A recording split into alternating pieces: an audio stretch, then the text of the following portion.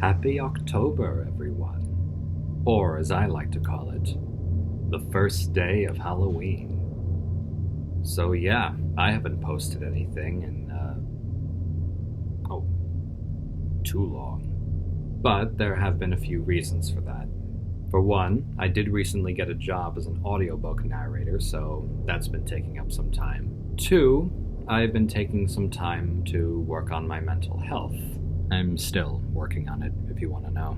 And thirdly, and most importantly, I've been working on a little passion project of mine for quite a while, which, if all goes well, I'll hopefully be able to tell you more about sometime. But for now, I've got something different for you guys. So obviously on YouTube right now, there are a lot of channels devoted to narrating scary stories. And let's be honest, as far as audio quality goes, we've come a long way from the old classic radio dramas, haven't we? You know the ones: Vincent Price, Boris Karloff, others. However, there is something about those old radio dramas that I just really like. So what I decided to do is narrate a story of my own. Not something I wrote, but, something in the public domain, which this is. And edit it so it sounds like an old-time radio drama, with the distorted audio and the static. And really, this was just my first attempt to see how well that would work out. As you can probably tell from the length of the video, this is not the full recording of The Legend of Sleepy Hollow. I'll just be honest, I didn't really have the patience for it at the time. So I just skipped right ahead to the spooky part. And who knows, if I have the time, or patience, you might see some more of these throughout the month. For now, though, enjoy the thrilling climax of The Legend of Sleepy Hollow.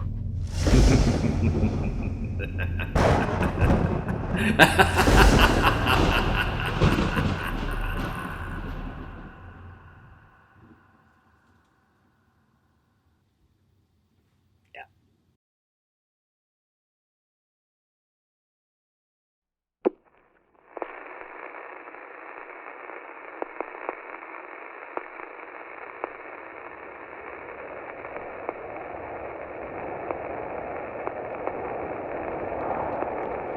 It was the very witching time of night that Ichabod, heavy-hearted and crestfallen, pursued his travels homeward along the sides of the lofty hills which rise above Tarrytown, and which he had traversed so cheerily in the afternoon.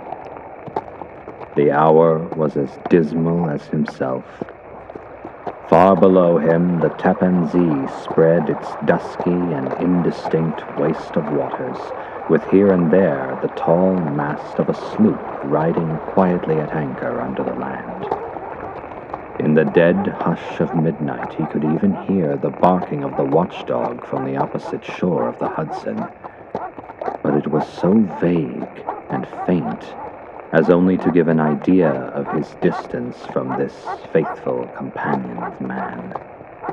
Now and then, too, the long-drawn crowing of a cock, accidentally wakened, would sound far, far off, from some farmhouse away among the hills. But it was like a dreaming sound in his ear.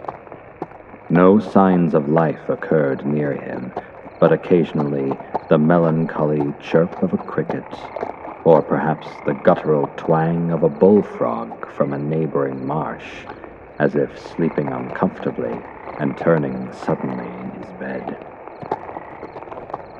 All the stories of ghosts and goblins that he had heard in the afternoon now came crowding upon his recollection. The night grew darker and darker. The stars seemed to sink deeper in the sky, and driving clouds occasionally hid them from his sight. He had never felt so lonely and dismal. He was, moreover, approaching the very place where many of the scenes of the ghost stories had been laid.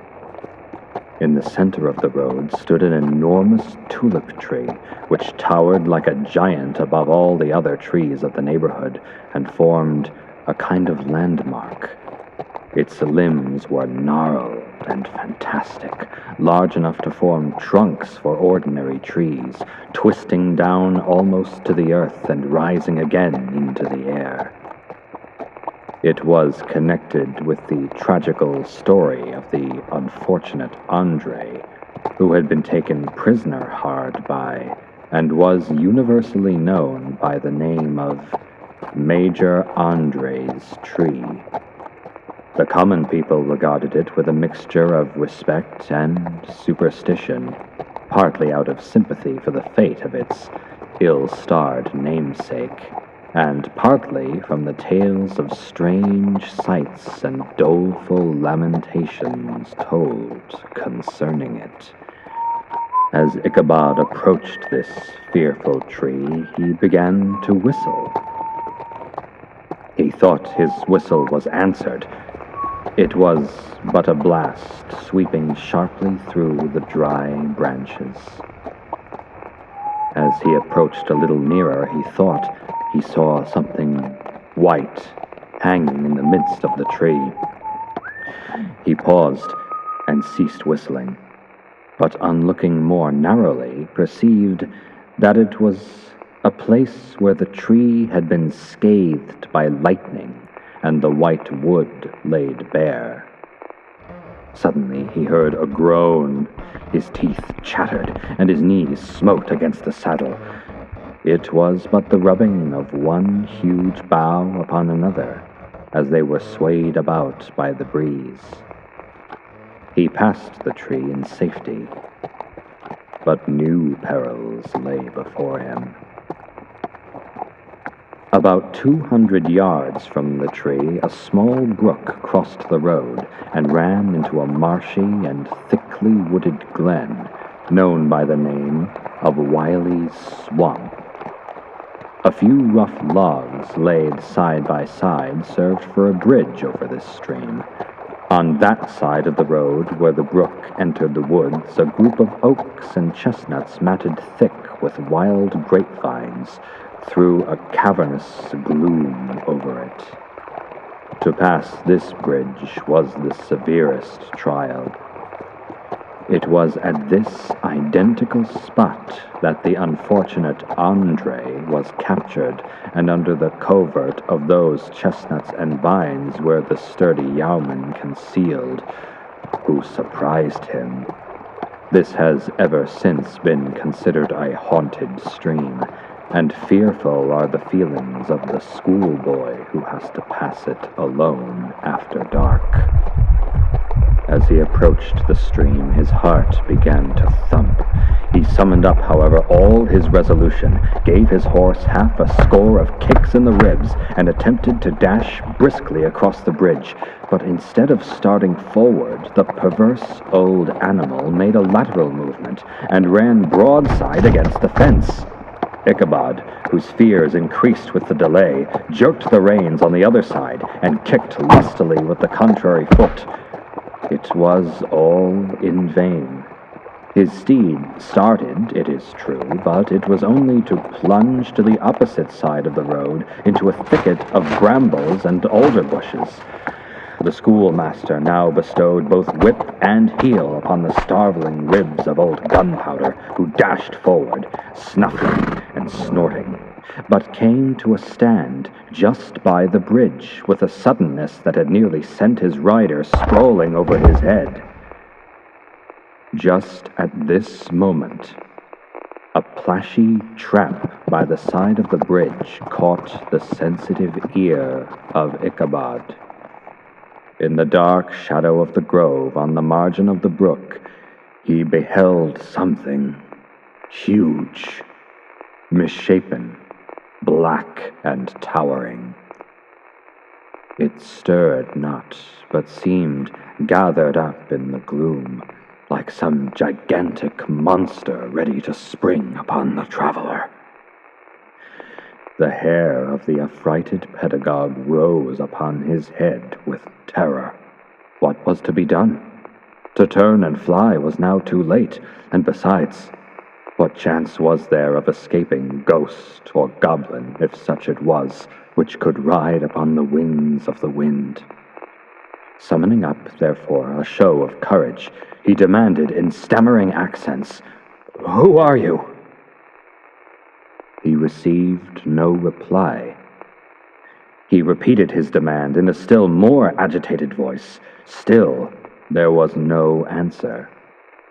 Once more he cudgeled the sides of the inflexible gunpowder and, shutting his eyes, broke forth with involuntary fervor into a psalm tune. Just then the shadowy object of alarm put itself in motion, and with a scramble and a bound stood at once in the middle of the road. Though the night was dark and dismal, yet the form of the unknown might now, in some degree, be ascertained.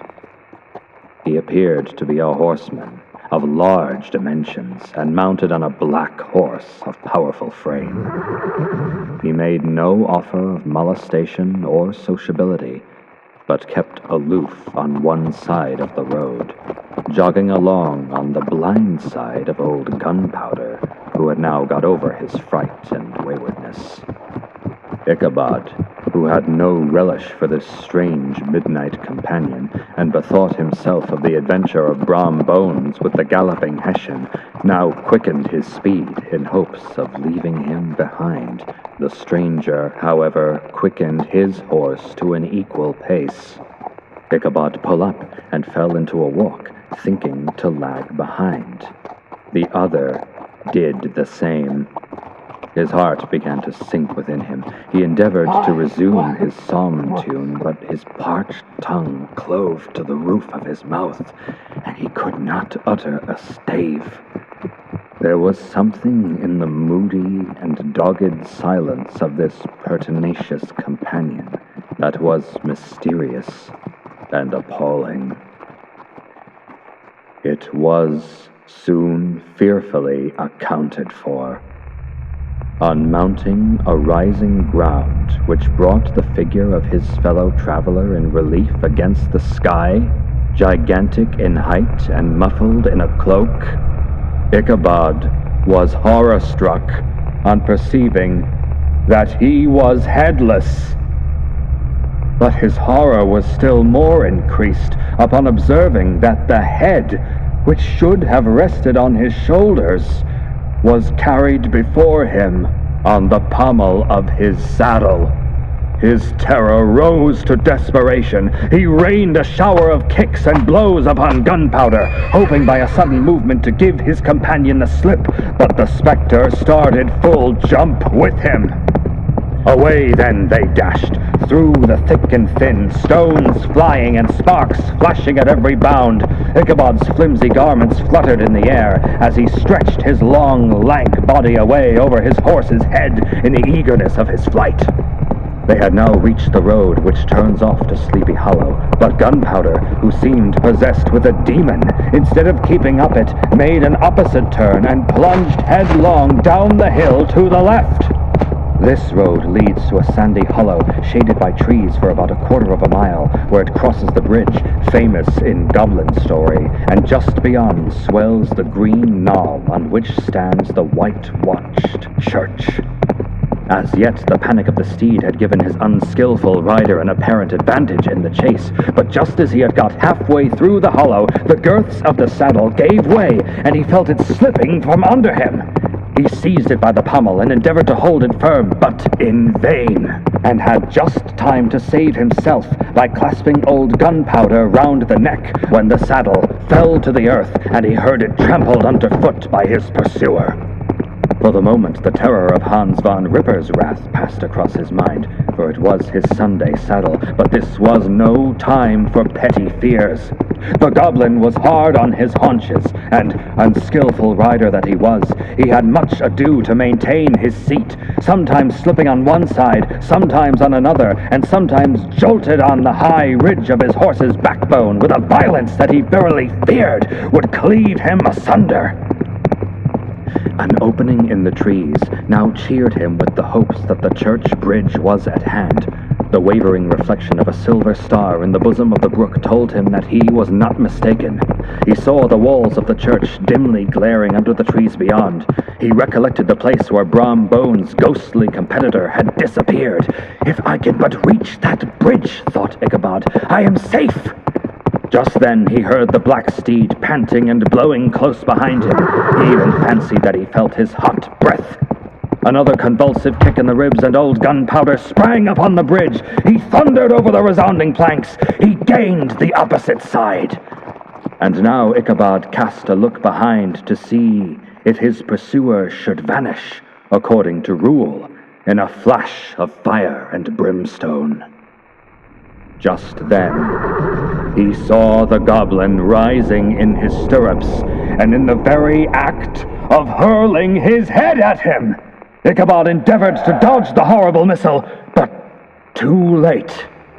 It encountered his cranium with a tremendous crash. He was tumbled headlong into the dust as Gunpowder, the black steed, and the goblin rider passed by like a whirlwind. The next morning, the old horse was found without his saddle, and with the bridle under his feet, soberly cropping the grass at his master's gate. Ichabod did not make his appearance at breakfast. Dinner hour came, but no Ichabod. The boys assembled at the schoolhouse and strolled idly about the banks of the brook, but no schoolmaster. Hans von Ripper now began to feel some uneasiness about the fate of poor Ichabod and his saddle. An inquiry was set on foot, and after diligent investigation, they came upon his traces.